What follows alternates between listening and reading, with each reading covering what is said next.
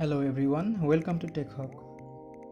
In this video I am going to show you how to display line weight or line thickness in AutoCAD LT. So let's start. Here I have 3 lines in my AutoCAD drawing. Line 1 has default line thickness, line 2 has 0.5 mm thickness, and line 3 has 1 mm thickness. But as per current display, it seems all the lines have the same thickness here. Now to change this line weight in your display, type line weight in your AutoCAD interface and click enter. A new dialog box appears. From here, put a tick mark on the display line weight option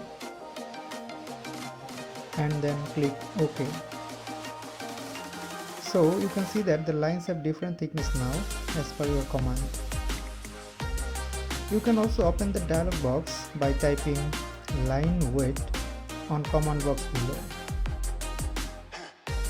So thanks for watching. Please like, comment and subscribe our channel.